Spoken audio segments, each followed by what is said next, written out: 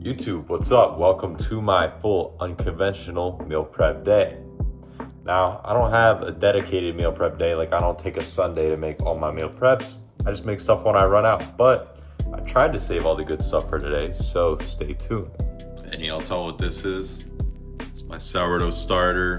Not an ancient culture as I'd like it to be. I'd like to be able to brag about how my sourdough's been cultivating in my fridge for the past 5 years, but unfortunately I just got somebody else donated some of theirs to me for Christmas. So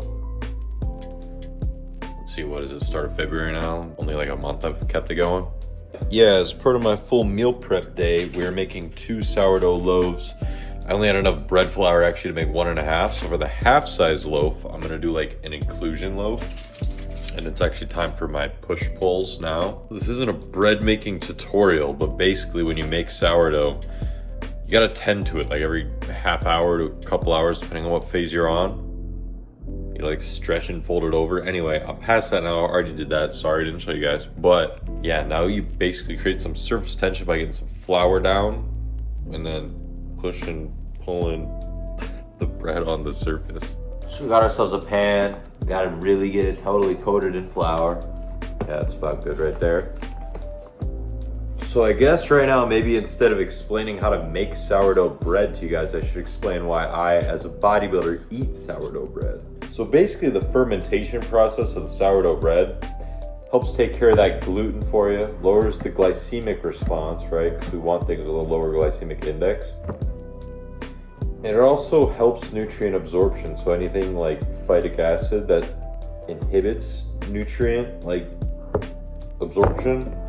And it just tastes really yummy. I'm a big fan of the taste of sourdough bread. Like, even if it had no benefits, I'd probably still eat it for the flavor. So why do I, as a bodybuilder, probably as, I would say, one of my top 2 carb sources up there with rice, eat sourdough bread over like potatoes or, you know, those other common things that bodybuilders eat. I mean, I'll have those too. My body digests it very easily, and that's a scientifically backed thing, so why not, you know? Plus it's kind of fun to make. I like spending time in the kitchen. Ain't no shame in my game. I'll be a housewife, you know? Our regular loaf is done and ready to fridge overnight. It is time to add the inclusions to our fun loaf, and I wanted to do like an Asian inspired type of loaf. I don't know how authentic of any type of thing this is gonna be, but I like to have like fried eggs on my sourdough. And actually I have those hard-boiled eggs, which might be included in this video, where I put them in a teriyaki soak.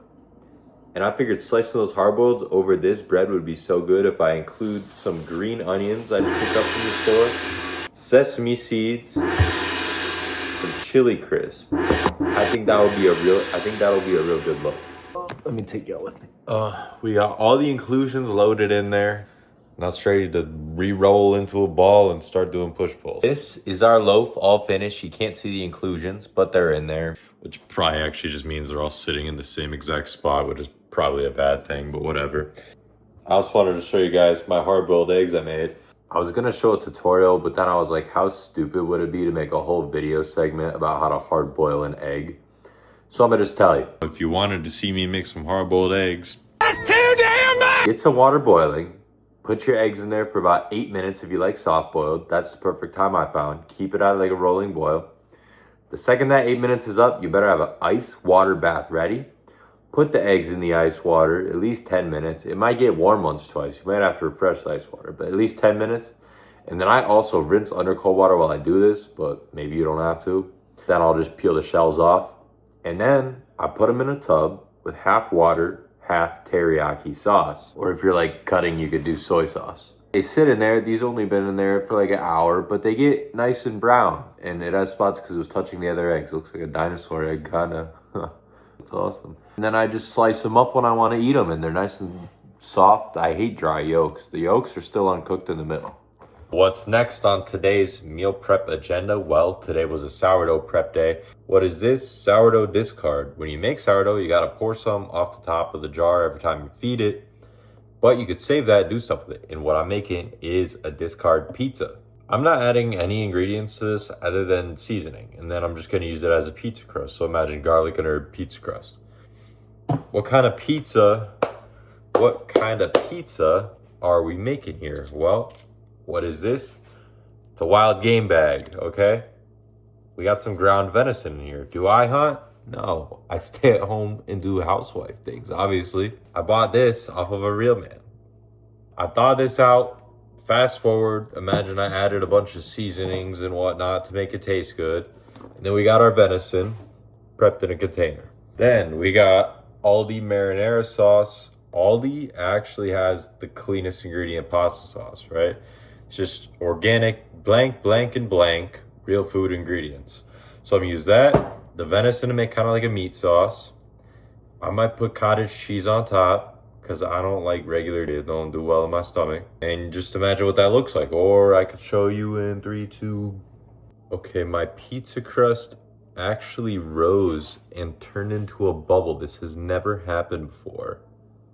But then I turn it upside down and it's completely hollow like a bowl. But as a bodybuilder, we overcome and adapt. And I'm not seeing this as a significant downside. I think having a pizza bowl is actually pretty sick. So I'm gonna fill this up with the pizza sauce and the meat and some cottage cheese and melt it down. I think it's gonna be great. All right, she's all loaded up. Let's wait till it's out of the air fryer. I'm telling y'all, it's gonna look fire. So let me talk about why do I do these things? Why venison, right? Well, it's a less processed meat. It wasn't raised in a farm. It's wild game. I'm sure it's less hormonally altered. And in the end, that's why I like it. And it's very lean. Why hard-boiled eggs as opposed to anything else? Well, I'm cool with pan-cooked eggs, pan-fried eggs. The thing is, I was dirtying a pan twice a day because I eat eggs twice a day. So if I could just make as many eggs ahead and them still taste good after time in the fridge, that's my goal. Now, if I pan-fried 10 eggs and left them in the fridge, I don't want those anymore after they've been sitting in the fridge. I'm picky. I don't know. Maybe I do half of this to be quirky. You know, I just want to seem different. But I'm coping and acting like there's real reasons behind it. I also prep myself a Ninja Creamy at least once every single day. This one right here is Bananas Foster. Actually, one of my favorite flavors I've ever made. If you want the tutorial, go check my shorts. I recorded it vertical, so I can't put it in here, but I got the tutorial up.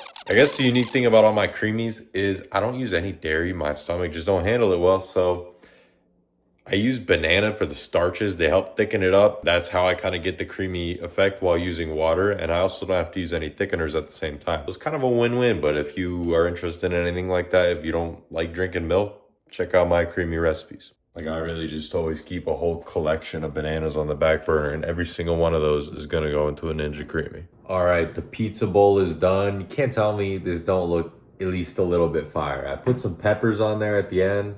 It's gonna be good. If the pizza don't look good, maybe the table does. I just refinished it myself, you know? Real solid. Just wanna let you know. I might be a multi-trick pony. Unfortunately for you guys, I am kind of like a YouTube iPad kid, so I'm not gonna sit through this whole meal with you. I'm gonna start watching something after a couple of bites. There is some dairy in this, a little bit of an unfamiliar food, so I'm gonna take a digestive enzyme as a just in case. I had a buddy who recently just texted me, he said, what do you think the best culture to grow up in would be? And I'm making this pizza and I'm thinking, and we're thinking like health-wise and just overall like flavor, but Italian wouldn't be so bad, you know? Because the thing about Italy is it's mostly like whole food ingredients. I mean, I've never been there. Maybe that's obvious based on what I'm saying. I know it's a lot of carbs in the pasta, but it's made with all the real food, made with the olive oil. Like, I wouldn't mind growing up in Italy. The other thing was Asia. I feel like everything I've seen of Asian food, it seems so high quality. Like the eggs there with their yolks are so orange and like full of micronutrients. And I've just heard the overall ingredients are better. I mean, it's mostly like what, rice, veggies, and like meat in some way, shape, or form. So yeah, Asia's up there. Maybe even, I mean, maybe I'm making it apparent I've never actually been out of the US. I just know the US sucks in terms of the quality of most of the ingredients, the food products. Now, obviously there's gonna be junk food everywhere, but it seems like mostly all we got is junk. But hey, I make do. Anyway, I think that's gonna be all for this one. I'll catch you on the next video. Psych, I lied. We're back for the loaf reveal. Regular loaf, pretty good for the most part. Kind of oddly shaped, doesn't matter though. But I'm a little worried about if it's cooked through, so little one in the oven somehow took all the heat. Burnt on the bottom. We're gonna ignore that and cut into it, see how the inclusions look. Okay, so I actually don't know where all the inclusions went. I think they might just all be in this little pocket in the bottom. Filled loaf. 2 seconds later. I just did a taste test. I take back everything I said. The flavor